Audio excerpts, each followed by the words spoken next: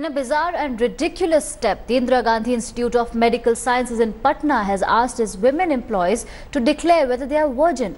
The marriage declaration form is applicable for hospital employees and freshly recruited doctors and nursing staffs. Take a look. Bachelor, widower or virgin. Those are the choices available to new hospital employees in Patna. The marriage declaration form is applicable for hospital employees and freshly recruited doctors and nursing staff. Women employees, apart from declaring status regarding their virginity, have also been asked to provide details on whether they are married to a person who has other wives or not. Once confronted, the Patna Institute officials scurried for a defense. AIIMS new Delhi के rules में भी वही चीज़ है, same to same form यहाँ है। Rule तो rule है, सबके लिए बराबर है और इसका लोग अलग मतलब निकाल रहे हैं, मीन मेक निकाल रहे हैं, लेकिन इसमें उसकी मतलब ये होती है कि आप अनमैरिड हैं या married. So it seems, for the institute, unmarried and virgin status can be used interchangeably. Use in the choice of words as virgin should not be used in the first place. I take it as I take it as a violation of the right to privacy and violation of human rights. And I think this kind of thing is not correct. And I am to take up this issue in the next Board of Governors meeting. किसी को हक नहीं है, किसी को ये अधिकार नहीं है कि निजता से संबंधित सवाल किसी से पूछा जाए और डिक्लेयर करने के लिए उसे बाधित किया जाए। ये गलत, बिल्कुल कॉग्निजेंस लेगा और इस पे सख्त कार्रवाई की जाएगी और उसको देखा जाएगा। The next generation doctors are facing medieval mentality. We ask, should any institute be allowed to ask questions which are downright invasive? With Rohit Kumar Singh in Patna, Bureau Report, India Today. Shocking tale of civic apathy coming in from Madhya Pradesh, a school in Neemach where children don't study in a classroom but in a toilet. That's shocking, but it's the truth of a school which hasn't been able to get a permanent building since 2012. And this belies the claims of the MP government about its efforts to improve education in the state.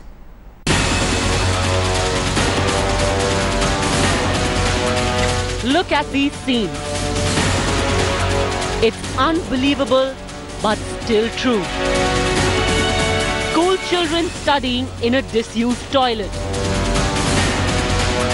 आज पानी के कारण, बरसात के कारण हमको बच्चों को पढ़ाने के लिए ये शौचालय बना हुआ है यहाँ पे विगत 2 वर्षों से, तो हम बच्चों को यहाँ पे बिठा रहे हैं। The school in Mokalpura village in Madhya Pradesh's Neemach district. The primary students are forced to study in a toilet instead of a regular classroom because for them there is no proper school building. Bathroom में लगता है, तो अभी यहाँ कितने दिन से लग रहा है? 2 दिन से। What's most shocking is that the single teacher school is only 35 kilometers from the Neemach district headquarters. Teacher Kailash Chandra Rathore says classes here are held in the toilet during the monsoon. On other days, the children assemble in the open. 5 साल हो गए, अभी तक विद्यालय की building नहीं बनी।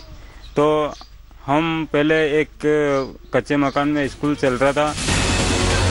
The authorities claim they are trying to make alternative arrangements. जब बारिश का सीजन होता है तो फिर वहाँ पर शिक्षक जो है प्राय वहाँ पर बिठाकर वो पढ़ा रहे हैं और वहाँ से आधा किलोमीटर की दूरी पर एक और गांव है जहाँ प्राइमरी और मिडिल स्कूल दोनों हैं, तो वहाँ पर अभी हमने उनको शिफ्ट कराने के लिए ऑर्डर दिए हैं। This school is proof of the government's skewed priorities and belies the tall claims of the Madhya Pradesh government about its efforts to improve education in the state. Bureau Report, India Today.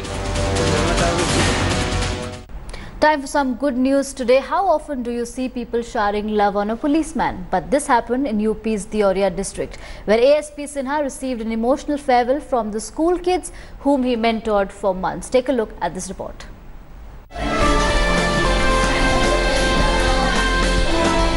You don't get to see this very often. A farewell for a policeman. Kids at a primary school in Uttar Pradesh, Deoria, said an emotional goodbye to the district's top cop Chiranjeev Nath Sinha, who has been transferred out after his tenure was over. Sinha was no ordinary police official who just bothered about law and order. He was a mentor, a godsend for this school. The son of a school teacher, ASP Sinha believes only good education can pave a better future for children as well as the country. Basic education है वो India की सबसे important need है। यदि कोई बच्ची हमारी बेटी हमारी बेटा यदि साक्षर हो जाए तो इससे अच्छी बात कोई नहीं हो सकती, क्योंकि एक साक्षर व्यक्ति ही एक देश का निर्माण जो है एक अच्छे सिटीजन के रूप में कर सकता है। Sinha is leaving Deoria with a heavy heart, but he hoped to carry on his humanitarian work along with his policing duties in his next assignment too. With Ram Pratap Singh in Deoria, Bureau Report, India Today. It was a day high of drama in Bengaluru, which ultimately spilled over to Delhi. It all began with income tax raids at Bengaluru's Eagleton Resort, but the raids soon fanned out to 39 locations, including Congress Minister D. Shivakumar's residence. What was found? 9.5 crore rupees in cash. Now, the Congress says that the timing of raids ahead of Gujarat Rajya Sabha elections is questionable. Early morning, a sudden flutter at the Eagleton Resort in Bengaluru. On 29th of July, 40 plus MLAs from Gujarat were brought to the Eagleton Golf Village in Bengaluru here just to ensure that these MLAs do not move into the BJP camp. The Congress has been giving them technical workshop and a luxury trip treatment, and here at the Eagleton Resort, on the 5th day, we are seeing that an IT raid is being conducted to see if there is any movement of cash for these MLAs to make them stay here.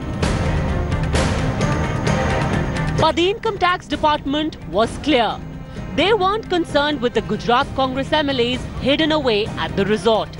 Their target was only one man, Minister D.K. Shivakumar.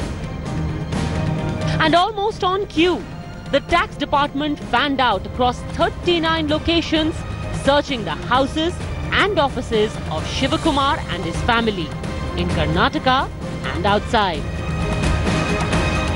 This is a residence of Suresh Sharma. He is D.K. Shivakumar's brother, which is one of the addresses that is being raided by the Income Tax Department. There are about 39 locations that are presently being raided by the Income Tax Department over allegations of tax evasion that have been put forth. Considering the location of the place and identity of person raided, naturally the Congress was convinced the raids were part of a witch hunt, an attempt to intimidate the party's MLAs and subvert the Rajya Sabha election bid of Ahmed Patel. Amit Shah and Modi, this purposely they are doing for this, because of only Rajya Sabha election in Gujarat. They are already decided where they are going to lose in Gujarat. The Congress, unconvinced, also questioned the need of paramilitary forces accompanying the raiding party, calling it a clear case of intimidation. बिना चुनाव आयोग के पूछे कोई भी central police force या central force का कोई भी अधिकारी वहां नहीं जा सकता. But here are things the Congress leaves unanswered. How does it explain the recovery of several crores from Shivakumar's houses in Bengaluru and Delhi? Why was he trying to destroy documents when sleuths caught up with him at the resort? And has any other MLA than Shivakumar been contacted by the IT department? With Nolan Pinto, Akshaya Nath in Bengaluru and Moshmi Singh and Ilma Hassan in Delhi, Bureau Report, India Today. Tehreek-e-Insaf chief Imran Khan has been accused of molestation by one of his female colleagues in the party. The complainant and National Assembly member Aisha Gulalai has accused the former Pakistani cricketer of sending obscene messages to female party workers. Take a look at what Aisha claims.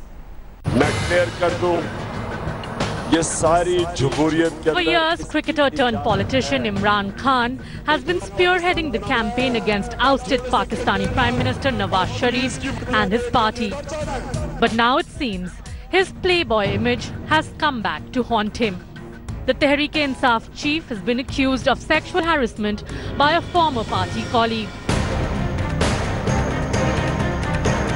The woman at the center of the storm is Aisha Gulaili. Aisha set off a frenzy as she sent out a series of tweets claiming that Imran Khan sent obscene text messages to female party workers and that she herself was invited to a wine party by him. Aisha Gulaili is now demanding that Imran Khan be disqualified for being morally corrupt. She herself has quit the party, claiming that she will not compromise on her honor and integrity. Before taking the political plunge, the flamboyant former cricketer was always known as the ladies' man. Imran Khan was rumoured to be dating 70s Bollywood superstar Zeenat Aman. But he shocked Pakistan and the world when he married British heiress Jemima Goldsmith in 1995. Jemima converted to Islam and seemed to have adapted to conservative Pakistani society. But that union lasted only for 9 years. And then, after years of being single, he tied the knot with BBC weather girl Rahim Khan. The marriage too lasted just over a year and a half. Imran Khan has so far remained silent on the allegations of harassment. But this becomes another addition to his tryst with controversies. Bureau Report, India Today.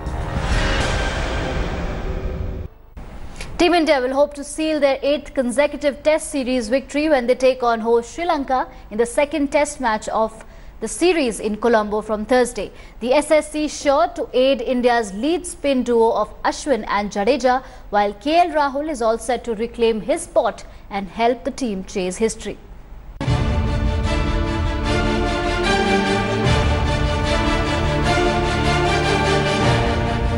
They drew first blood.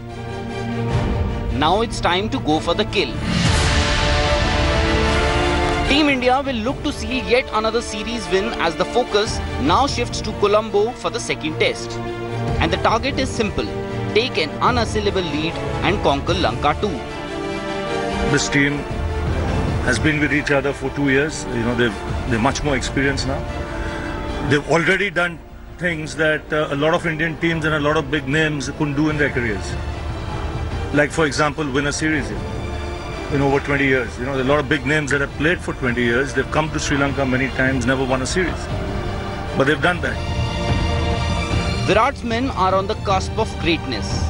And if they do win at Colombo, they will become only the second team in the history to win 8 series in a row. It all began here at this very venue back in 2015. An emphatic 117-run win in the third and final test that sealed India's first test series win in Sri Lanka in 22 long years. These images remain iconic and announce the start of the Virat Kohli era. A celebration because this is an important win for a young captain. Time around as well, we thought it was a great wicket for test cricket, and batsmen had to apply themselves to get runs. Bowlers were in the game throughout. So it is a wicket that you'll get a result on for sure. So that excites us. That's something that we look forward to. But over the years, the SSC isn't a happy hunting ground for Team India. India first played at this venue in 1985, and now India would like to better that record at the SSC. Out of 8 games played here, India have managed to win 2 tests, while 4 ended in a draw. A win at the SSC and India will join Pakistan as the most successful teams against Sri Lanka in Sri Lanka with 8 wins each. Sri Lanka meanwhile will be bolstered by the return of their captain Dinesh Chandimal. The experience of Lairu Thirumanne, who was drafted into the squad, will also be the key. India, though, in all likelihood will bring in opener KL Rahul in place of Abhimanyu Mukund. For Sri Lanka, it is another Herculean task to stop the Indian juggernaut as Virat and company chase history at Colombo. Sports Bureau, India Today. Here's a story of brotherhood beyond the boundary. As in a sweet gesture, India captain Virat Kohli offered a signed bat to be auctioned by Shahid Afridi's foundation. Kohli and Afridi have a mutual admiration for each other, and the pictures you see are a testimony to that. Afridi took to the social media thanking Virat for his kind gesture to raise funds for charity. The Indian captain was quick to acknowledge it with a response saying, "Thank you, Shahid Bhai." Virat and the Indian team earlier had gifted Shahid Afridi a signed jersey on the veteran's retirement. That jersey was later auctioned in London for 3 lakh rupees. But that is a wrap on this bulletin. Stay tuned to India Today.